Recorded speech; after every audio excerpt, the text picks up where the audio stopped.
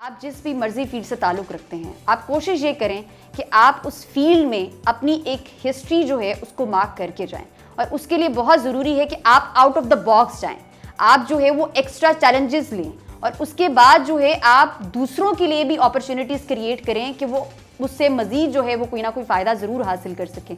और ये तभी होगा जब आप खुद को चेंज करेंगे, एक लीडिंग पोजीशन पर आएंगे और उसके बाद जो है आप बाकियों के लिए एक रोल मॉडल बनेंगे। तो मेरी यूथ को बस आज का यही पैगाम है कि आप दूसरों के लिए रोल मॉडल बने और दूसरे लोग जो हैं वो आपसे पॉजिटिव एनर्जीज गेन करें।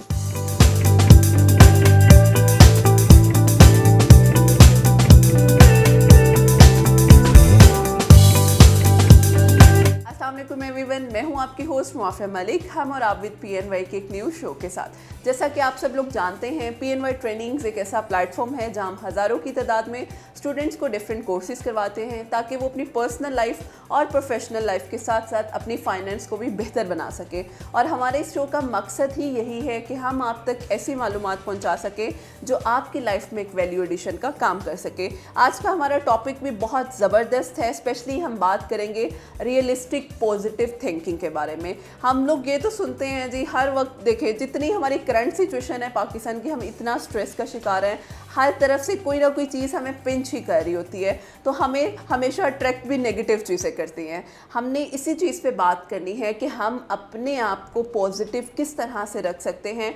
सिचुएशन जो भी हो, हालात कुछ भी हो, अगर हम अपने आप को एक रियलिस्टिक पॉजिटिव अप्रोच के साथ लेकर चलेंगे तो इससे बेहतरीन चीज़ कोई नहीं हो सकती। इस पर आज हम बात करेंगे। हमारे साथ जो गेस्ट मौजूद हैं, मुबशरा तैयब हमारे साथ मौजूद हैं जो कि क्लिनिकल साइकोलॉजिस्ट हैं, CBT थेरेपिस्ट हैं और सोशल एक्टिविस्ट भी हैं। तो हम इनसे बात करते हैं। अस्सलाम वालेकुम मुबशरा, कैसी हैं आप? मैं अल्हम्दुलिल्लाह ठीक-ठाक। माफिया, आप कैसी हैं? अल्हम्दुलिल्लाह, thank you so much for your time. अच्छा मुबशरा, जिस तरह अभी मैं बात करी थी कि हम आज बात करें पॉजिटिव थिंकिंग के बारे में, व्हाट डू यू थिंक, जिस तरह से हमारी सिचुएशन हर तरफ और हमेशा हम सबको, ये मेरा ख्याल है एक नेचुरल फिनोमिना है, हमें नेगेटिव चीज़ें ही अट्रैक्ट करती हैं। हम पॉजिटिविटी की तरफ जाना ही नहीं चाहते क्योंकि हमें लगता है हमारे फाइनेंशियल कंडीशन बहुत ख़राब है, हमारी पर्सनल रिलेशनशिप और यूथ के तो मसले ही बहुत है। हम तो फिर उस प्रोसेस से निकल गए हैं। जो नई आने वाली यूथ है उनके तो मसले ही बहुत है। वो पॉजिटिव थिंकिंग को ऑप्ट कर किस तरह से सकते हैं?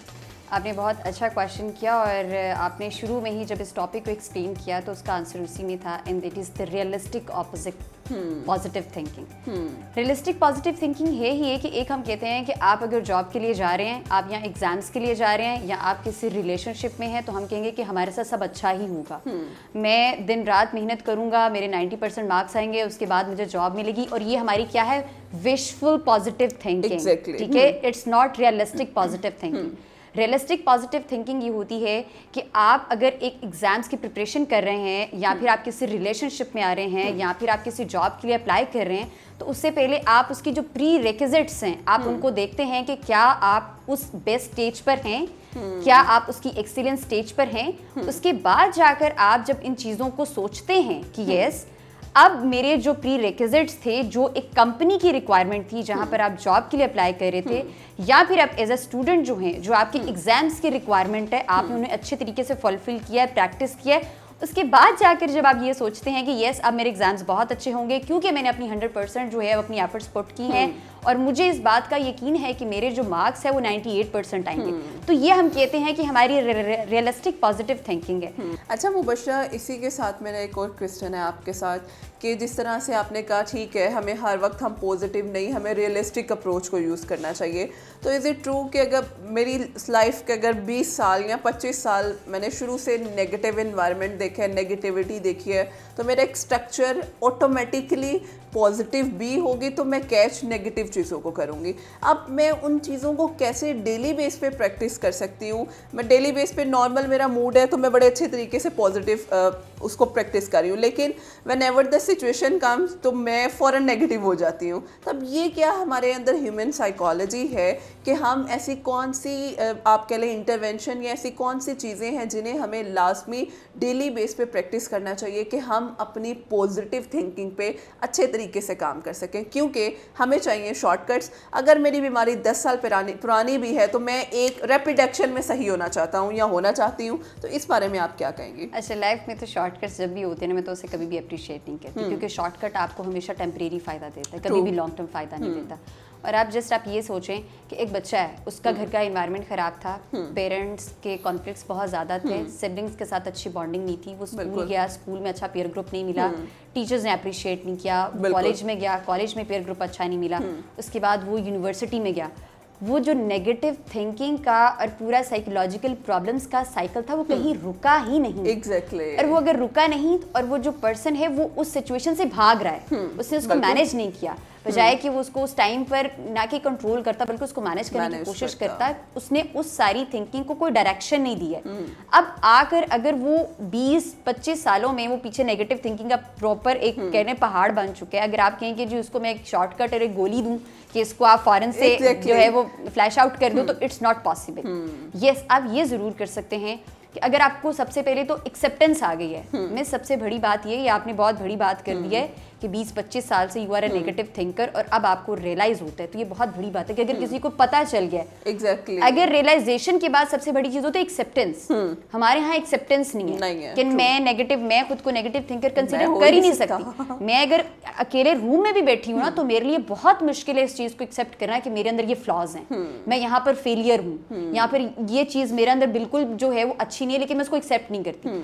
तो ये बहुत जरूरी होता है कि सबसे पहले आपको अगर रियलाइज हो गया है कि मैं नेगेटिव थिंकिंग का प्रोसीजर मेरा बहुत सालों से चल रहा है और अब आपने उसको एक्सेप्ट कर लिया, एक्सेप्टेंस के बाद जो है आप उसकी मैनेजमेंट पर काम करते हो कि अच्छा मैंने डेली बेसिस पर अपनी वन थॉट को किस तरीके से पॉजिटिव रियलिस्टिक थॉट में चेंज करना। बिल्कुल। उसके लिए अगर तो अभी देखिए जैसा कि आपने बोला है, मैं ये रिकमेंड करूंगी कि आप ज़रूर किसी प्रोफेशनल हेल्प की तरफ जाएं, क्योंकि आप खुद भी अगर आप खुद मैनेज कर सकते तो आपने पहले 20-25 साल में क्यों मैनेज नहीं किया। तो इसका मतलब ये है कि समटाइम्स आपको ज़रूरत होती है किसी प्रोफेशनल हेल्प के लिए कि आप उस चीज़ से बाहर आ सकें और आप उस चीज़ को नेक्स्ट किस तरीके से अच्छे तरीके से मैनेज कर सकते हैं। और वैसे डेली बेसिस पर ये है कि अगर आप खुद भी प्रैक्टिस कर रहे हैं, अगर आप प्रोफेशनल हेल्प की तरफ नहीं भी जाना चाहते, तो आपको इस तरह करना चाहिए कि जो भी आप काम कर रहे हैं या जिस भी सिचुएशन से रेलेवेंट किसी रिलेशनशिप में या किसी भी स्टेज पर किसी भी सिचुएशन की वजह से आप नेगेटिव सोचते हैं, तो आपको उस सिचुएशन को सबसे पहले कॉन्सेप्चुअलाइज करना होगा,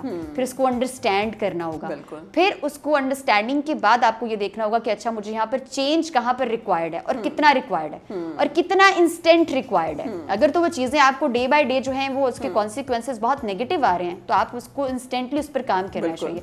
तो डेली बेसिस पर अगर आपने अपनी थॉट्स को चेंज करना शुरू कर दिया है और उस पर काम करना शुरू कर दिया, उसको प्रैक्टिस करना शुरू कर दिया है, और उस प्रैक्टिस के बाद जो है वो ऑटोमेटिकली आपकी लाइफ में जब चेंज नजर आना शुरू होता है, तो आपको खुद को भी आपका जब डोपामिन लेवल ऑब्वियसली हाई होता है, आपको प्लेयर फील होता है, तो उसके बाद आप कोशिश करते हैं कि अच्छा मैं इस चीज़ को डेली बेसिस पे प्रैक्टिस करूँ। बिल्कुल। लेकिन जिन लोगों को चेंज करके भी अपनी नेगेटिव थिंकिंग को पॉजिटिव थिंकिंग में चेंज करके भी खुशी नहीं मिल रही, इसका मतलब है कि आपका प्रोसीजर गलत है। आपका कहीं ना कहीं आप डायरेक्शन गलत दे रहे हैं, या फिर कहीं ना कहीं आप उन स्टेप्स को फॉलो नहीं कर पा रहे जो कि एक्चुअल में आपकी सिस्टमैटिक वे होना चाहिए। तो उसके लिए मेरा ख्याल है कि आपको प्रोफेशनल हेल्प के, ताकि आप थेरेपी सेशंस लें और फर्दर जो है वो आपका जो मैनेजमेंट है वो काफ़ी अच्छे से प्रोसीड हो सके। बिल्कुल, it's really important for our like mental peace कि अगर हम अपने इन्वायरमेंट चेंज नहीं होगा, लोग चेंज नहीं होंगे, but you have to manage your own self कि आप अपने आप को इस नेगेटिव इन्वायरमेंट में भी कैसे पॉजिटिव रख के अपने आप को सस्टेन कर सकते हैं और अपनी पर्सनल और प्रोफेशनल लाइफ को बेहतर कर सकते हैं। Thank you so much Mubashshara. Last में चाहूँगी कोई ऐसा मैसेज जो आप हमारे प्लेटफॉर्म के थ्रू यंगस्टर्स को देना चाहें।